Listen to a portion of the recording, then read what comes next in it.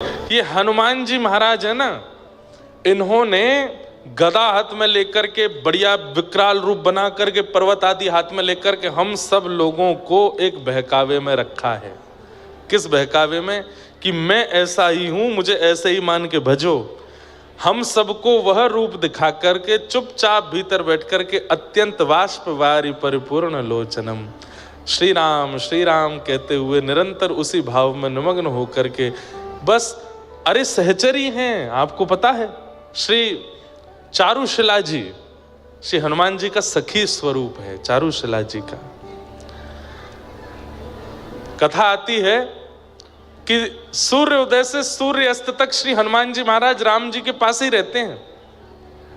एक मिनट के लिए नहीं छोड़ते, बल्कि चरणों को गोद में लेके बैठते हैं। सभा, राम जी की सभा में भी जो कुछ भी होता है, हनुमान जी महाराज ऐसे ही बैठे रहते हैं, चरण नहीं छोड़ते राम जी के, किसी को छूने भी नहीं देते। मेरा ये अधिकार है बस। और बोले इसमें आप भले स्वार्थी मानो मुझे, पर ये चरण मैं नहीं छोड़ूंगा। लेकिन जैसे ही सूर्य अस्ताचल को जाते हैं, हनुमान जी महाराज की घबराहट शुरू हो जाती है। अब सूर्य अस्त हो जाएगा, राम जी कनक भवन में चले जाएंगे, अंतःपुर में चले जाएंगे, वहां सखियां मुझको जाने नहीं देती। अंतःपुर में निज निवास में तो केवल सीता जी और सब सखियों का प्रवेश है, वहां हनुमान जी नहीं जाते। तो हनुमान जी कनक भवन के द्वार तक जाते हैं तो बाहर ही चंपक लता आदि सखियां रोक देती हैं। हनुमान जी बस बस बस, अब यहाँ से राघव जी का हाथ हमें दे दो। तो फिर अंतःपुर कनक भवन की अंदर की लीला में चंपक लता जी लेकर के श्री राम जी को भीतर जाती हैं। और श्री हनुमान जी द्वार पर खड़े खड़े इतना रोते हैं, इतना रोते हैं। क्यों? अब मैं रात भर कैसे रहूं, बिना राघव जी को देखे मैं कैसे समय निकालूं। रात भर द्वार पे बैठे बैठे रोते हैं और दिन भर तो राम राम भजते हैं और पूरी रात सूर्य नारायण का भजन करते हैं। हे गुरुदेव भगवान, इतना समय क्यों लगा रहे हो? आप जल्दी प्रकट हो जाइए ना, जल्दी उदित हो जाइए। आप उदित होंगे तभी मेरे रघुवर बाहर आएंगे। सुबह सुबह जैसे ही सूर्योदय हुआ, राघव जी बाहर आए, देखा आंखें लाल हैं हनुमान जी की, इतना रोए हैं पूरी रात। राघव जी ने तुरंत हृदय से लगा, क्या हुआ, आप इतना रोए क्यों रात को? बोले प्रभु इसका कोई उपाय बताइए, मैं नहीं रह पाता हूं आपके बिना। मुझे रात भर इतनी बेचैनी होती है कि मुझे रात्रि की निशा, ये चंद्रमा प्रिय नहीं लगते, मैं नहीं रह पाऊंगा। मेरे लिए सोना उचित, मैं सोने के लिए नहीं आया हूं, मैं खाने पीने उठने बैठने के लिए नहीं आया, मैं केवल आपको निहारने के लिए आया हूं, आपको सुनने के लिए आया हूं। ये रात्रि का काल मुझसे सहा नहीं जाता, कृपा करके मुझे कुछ अनुभव कराइए, मैं रात में कैसे आपके साथ रहूं। तब राघव जी बोले, देखो हम गृहस्थाश्रम में हैं और गृहस्थाश्रम में कुछ अधिकार गृहिणी के होते हैं, उसमें सारे अधिकार मेरे नहीं हैं। राम जी बोले, कुछ अधिकार गृहिणी के होते हैं, तुम सीता जी से कहना, मैं उसमें कुछ नहीं कह पाऊंगा। हनुमान जी द्वार पर ही बैठे रहे, चंपक लता आदि सखियां आई, बोले क्या बात है? बोले मुझे मैया से मिलना है, मैया को बोलो मैं बैठा हूं बाहर। सीता जी से कहा, बोले लेके आओ भीतर। तुरंत हनुमान जी गए, इतना रोए चरणों में, बोले मुझ पर कृपा करो, अनुग्रह करो, मैं कैसे रहूं अपने राघव जी के साथ। सीता जी बोली, देखो पूरा दिन तो हमने तुमको दे रखा है, राम जी पूरे दिन दिखते भी नहीं हमको, पर कम से कम रात में तो इतना ध्यान रखो, हम गृहिणी हैं और ये अंतःपुर है, यहां पर सबका प्रवेश नहीं। हनुमान जी बोले, मैं तप करने चला जाऊं। बोले क्या करोगे तप में? बोले तप में वरदान मांगूंगा कि मैं भी सखी बन जाऊं, ताकि मुझे भी अंतःपुर मिले। बोले ये सब करने की आवश्यकता नहीं, तुम बढ़िया रहो प्रेम से। तब जैसे हनुमान जी बाहर आने लगे, सीता जी ने तो मना कर दिया, तो चंपक लता सखी ने हनुमान जी से कहा, सुनो आप सरजू जी के पास जाओ, इस अयोध्या नगरी की प्रथम सहचरी सरजू जी हैं, यदि वो अनुग्रह कर देंगी तो कृपा हो जाएगी। और श्री हनुमान जी महाराज इतनी विरह वेदना में सरजू जी के तट पर बैठे हैं कि जैसे ही हनुमान जी का अश्रुबिंद प्रकट होकर के ठोड़ी पर एक बिंदु बना और जैसे ही टपक करके श्री सरजू जी में गिरा, सरजू जी का जल उष्ण हो गया, गर्म हो गया, भाप उठने लगा। तुरंत सरजू जी प्रकट हो गई और प्रकट होकर के कहा, हे यमलोक के राजा यमराज, इतनी वेदना इतनी पीड़ा क्या कभी किसी को यमलोक में होती है? जितनी वेदना, जितनी पीड़ा में ये एक अश्रुबिंद है।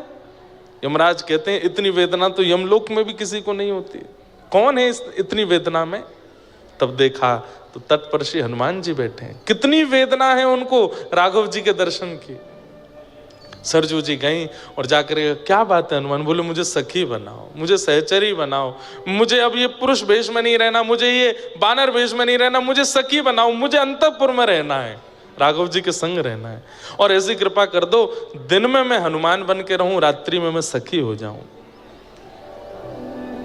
और श्री सरजू जी ने कृपा करके वीणा प्रदान की श्री हनुमान जी को, और संध्या होते ही आशीर्वाद दिया कि संध्या होते ही आप चारुशिला सखी के रूप में प्रकट हो जाओगे और अंतःपुर में श्री राघव जी की सेवा करोगे।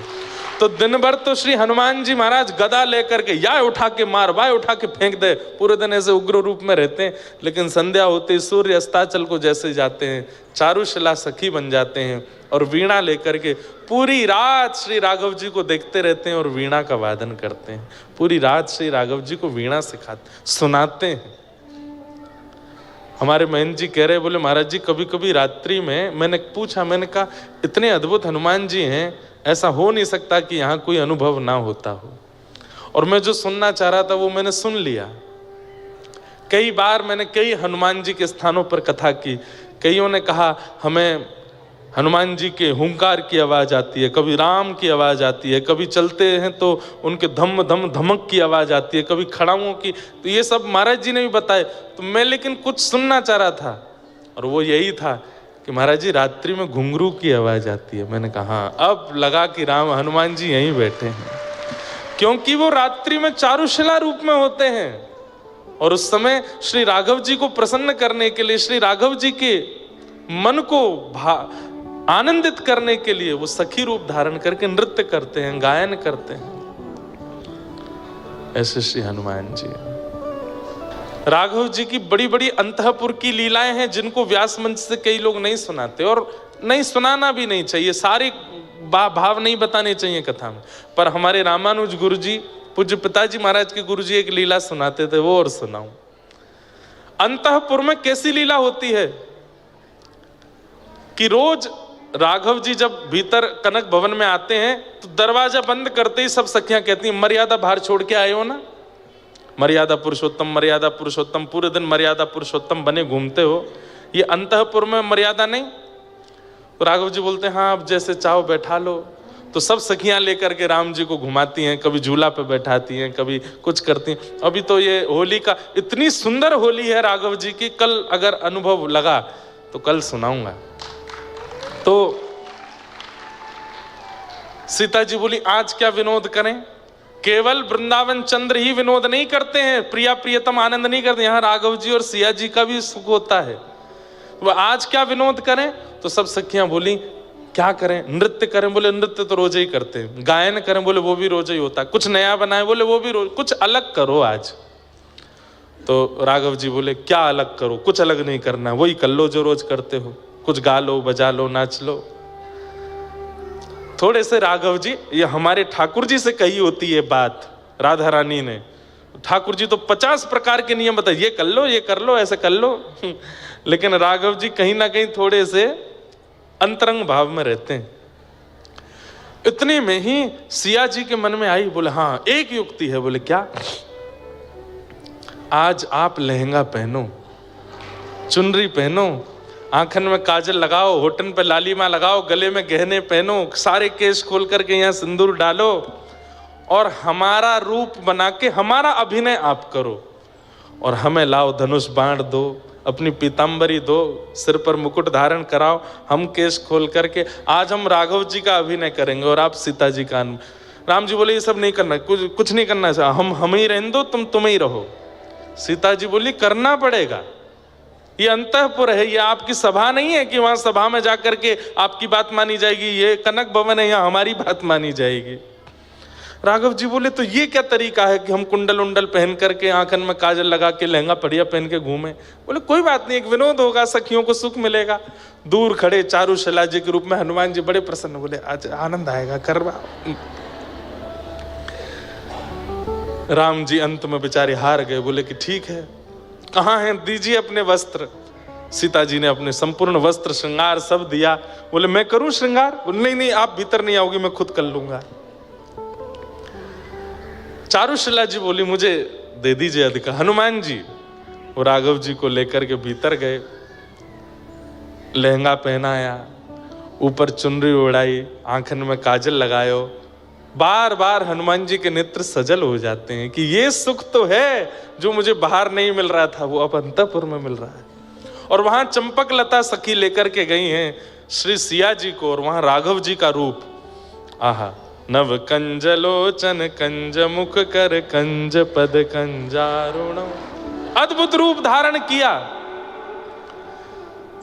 अब आज कैसा दर्शन हो रहा है? बोले राम जी हो गए गोरे गोरे और सीता जी हो गई हैं सांवली सी। क्यों? श्री राघव जी सीता जी के रूप में और सीता जी श्री राम जी के रूप में। जैसे ही राम जी के रूप में सीता जी निकल करके आई, सब सखियां देख करके आहा बलैया लेने लगी, कितने सुंदर लग रहे हैं, कितने सुंदर लग रहे हैं, तरण तोड़ने लगी, राई नौन करने लगी, इतने सुंदर लग रहे हैं, आज गोरे राम हुए हैं। अब सब प्रतीक्षा कर रहे हैं सिया जी कब आवेंगे। आहा, तभी नूपुरों की छम छम छम आवाज आने लगी। आहा, जैसे ही सिया जी के रूप में श्री राघव जी आए, सखीन की तो दूर की बात, राम रूप में श्री सीता जी ही मूर्छित हो गई देख करके। इतने सुंदर लग रहे हैं, इतने मनमोहक लग रहे हैं। जैसे तैसे होश में आई, होश में आकर के बोली सुनिए एक काम। बोले क्या? आज से जब तक पृथ्वी पर हम हैं कनक भवन के अंदर आप ऐसे ही रहोगे, अब हमें ऐसे ही देखना है। राम जी बोले ये सब नहीं चलेगा, हमें आज बना लिया है पर कल से। वो कितने सुंदर लग रहे हैं। सखियों से कहा तुम सब जाओ, ये रूप देखूंगी तो केवल अकेली मैं। इतने सुंदर राम जी लग रहे हैं। सीता जी कभी बलैया लेती हैं, कभी आंखों का काजल लगाती हैं राम जी को, कभी राई नौन करती हैं, आरती उतारती हैं। इतने सुंदर लग रहे हैं श्री राघव जी। लेकिन एक विडंबना, क्या? वशिष्ठ मुनि जो यदुकुल के रघुकुल के आचार्य हैं, वो पूरे दिन तो गुरु रूप में रहते हैं, लेकिन वो जानते हैं कि राघव जी साक्षात भगवान हैं, सीता जी साक्षात लक्ष्मी हैं। तो पूरे दिन तो वो गुरु रूप में रहते हैं, आशीर्वाद देते रहते हैं राम जी को।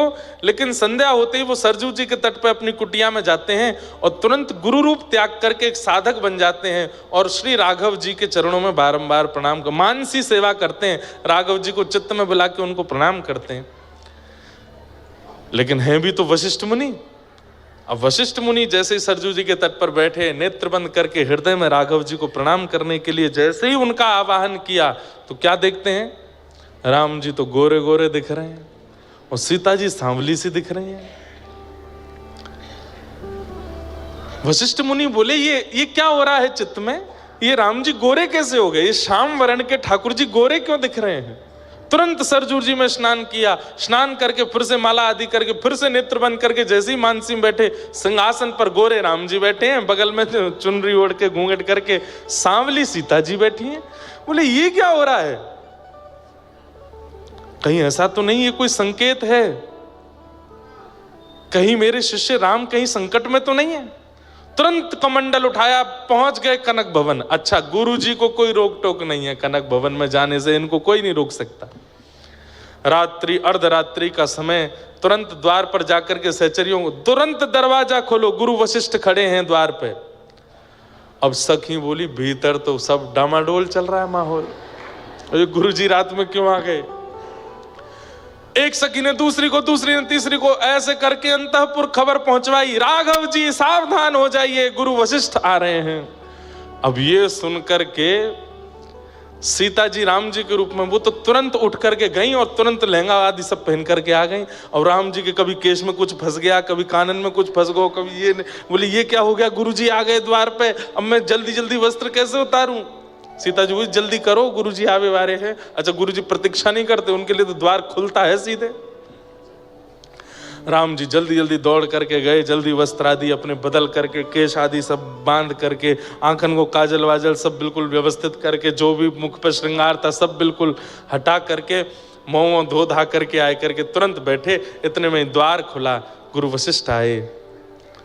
दोनों युगल ने प्रणाम किया, गुरुदेव प्रणाम। गुरु वशिष्ठ ने देखा सीता जी गोरी हैं, राम जी सांवले हैं, तो बोले फिर मेरे मन में इतना वो क्यों हो रहा था। राम जी बोले गुरुदेव बड़े संकोच में रहते हैं राम जी। बोले गुरुदेव कोई कार्य था? नहीं नहीं कार्य तो कुछ नहीं था, बस कुछ था। आप दोनों ठीक हैं? बोले हाँ बिल्कुल ठीक है। कोई कष्ट तो नहीं है ना? मैं गुरु हूं, मुझे बता दीजिए। बोले नहीं गुरुदेव कोई कष्ट नहीं।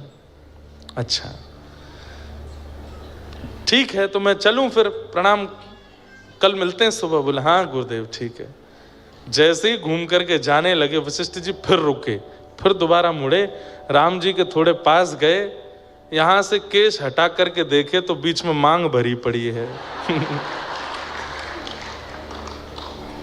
राघव ये क्या? अब तो राम जी पूरे ठंडे पड़ गए ऊपर से नीचे। नहीं नहीं गुरुदेव कुछ नहीं कुछ नहीं कुछ ऐसे। गुरुदेव वो आज वो हनुमान जी ने कुछ डाल दिया था, चारुशिला जी के रूप में हनुमान जी खड़े। बोले मैंने कब डाला? वशिष्ठ जी जैसे ही सिया जी की ओर, सीता जी कभी देखती नहीं है, नीची नजर रखती हैं, लेकिन आज नजर उठा के वशिष्ठ जी को देखा है और नेत्रों में ही समझा दिया। बोले अंतःपुर की लीला है, आप क्यों आ गए बीच में? तुरंत वशिष्ठ जी समझ गए। अच्छा अच्छा अच्छा राघव सुनो। बोले हाँ अब तुम विश्राम करो, सुबह मिलते हैं। वशिष्ठ जी तो गए, राम जी इतने संकोच में चद्दर लई और श्रृंगार घर में जाके ओढ़ करके बैठ गए। 3 दिन तक ऐसे ही बैठे रहे, ना किसी से मिले ना किसी से, इतने संकोच में आ गए। बोले गुरु जी ने मुझे इस रूप में देख लिया। यहाँ पे दशरथ जी मनाने आए, कौशल्या मैया मनाने आई, केकई मनाने आई, सब मनाने के लिए आ गए, लेकिन राम जी माने नहीं। तब पूछा, बोले क्या हुआ था? बोले गुरु जी जब से आके गए तब से ऐसे ही हैं। तो फिर गुरु वशिष्ठ जी से कहा कि आप जाके राम जी से, तो फिर पुनः गुरु वशिष्ठ जब आए, हल्ला हुआ, गुरु वशिष्ठ आ रहे हैं। राम जी ने फिर चद्दर हटाई, फिर बाहर आ गए। गुरु वशिष्ठ आके बोले क्या बात है, आप 2 दिन से चद्दर में रजाई में घुसे क्यों बैठे हो? इतना संकोच क्यों? नहीं गुरुदेव कुछ नहीं। कान के पास जाके वशिष्ठ ऋषि बोले हम सब जानते हैं ये अंतःपुर की लीला, हम किसी से नहीं कहेंगे, आप बिल्कुल निश्चिंत रहो, किसी को नहीं बताएंगे। अब गुरु वशिष्ठ ने कितनी छुपाई बात कि आज हम मंच से आपको सुना रहे हैं। आज पूरी दुनिया सुन रही है, तो सोच लो गुरु वशिष्ठ ने कितनी छुपाई होगी। लेकिन श्री हनुमान जी महाराज, ये बंधुओं, ये बड़ी अंतरंग लीलाएं हैं ठाकुर जी की। हमारे पूज्य पिताजी के गुरुदेव श्री रामानुज गुरु जी इस कथा को सुनाते थे। अनंत बलवंत श्री हनुमान जी महाराज की। तो उनका जो बल दिख रहा है ना, वो तो केवल हम लोगों को बहकाने के लिए कि तुम भैया यहीं तक ही सीमित रहना, मुझसे बल आदि ही मांगना। वास्तव में श्री हनुमान जी से तो प्रेम लक्षणा भक्ति मांगो, क्योंकि अंतःकरण में तो वही रस है, वही प्रेम है, वही भाव है श्री हनुमान जी के। अब मेरे को कथाएं तो इतनी याद आ जाती हैं। कृष्ण लीला में जो वंशी है ना, कल्याण अंक में मैंने पढ़ा था, वो श्री हनुमान जी महाराज हैं। वो हनुमान जी ही हैं। राम जी ने भरत जी से पूछा कि हनुमान ने हमारी इतनी सहायता करी कि हमें ऋण जैसा लगता है अपने ऊपर, उसके ऋण से हम कैसे हो ऋण हो? तब भरत जी महाराज बोले, अब ये इसका उत्तर मुझ पे तो नहीं है। तब बोले तुम जब संशय में आते हो तो क्या करते हो? बोले मेरे पास तो आपकी पादुका है, मैं आपकी पादुकाओं से संशय का समाधान पूछता हूं। तो राम जी ने अपनी ही पादुकाओं से पूछा, आपने 14 वर्ष तक अयोध्या का पालन किया है, आप हमसे पूर्ववर्ती राजा हैं दोनों, हमारी शंका का समाधान करो, श्री हनुमान जी महाराज के ऋण से ऋण कैसे हुआ जाए। तब प्रभु श्री राम जी की पादुकाओं ने आज्ञा करके कहा कि महाराज एक ही तरीका है। बोले क्या? हनुमान जी दंडक वन में संतों को आश्वासन दे करके आए हैं कि उन संतों को आप द्वापर युग में कृष्ण रूप में मिलेंगे और वे सब संत गोपी बन करके आएंगे। दंडक वन में जिन जिन संतों से राम जी नहीं मिल पाए थे, सबकी सुध लेने हनुमान जी गए। तब सब ने रोते हुए कहा हमको राम जी क्यों नहीं मिले? तब हनुमान जी ने सबको आश्वासन दिया, आप सब लोग चिंता मत करो, द्वापर में ये कृष्ण बन के आएंगे और आप सब ही ब्रज की गोपी बन के आओगे, ठाकुर जी आपको मिलेंगे। तब एक संत ने कह दिया, क्या आप आओगे द्वापर में? क्योंकि हम गोपी बन के आ गए, ये कृष्ण बन के आ गए, और कहीं बिचौलिया के रूप में आपने आके हम दोनों को नहीं मिलवाया तो आप आओगे? तो हनुमान जी बोले ये तो ठाकुर जी जाने, मेरा कोई क्रम है कि नहीं द्वापर में।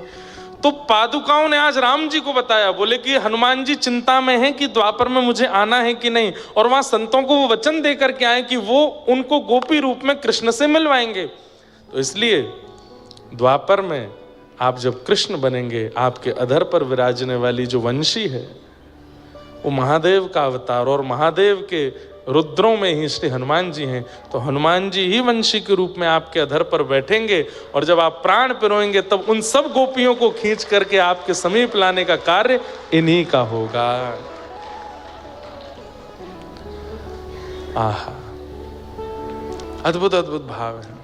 सबको प्रणाम करते हैं।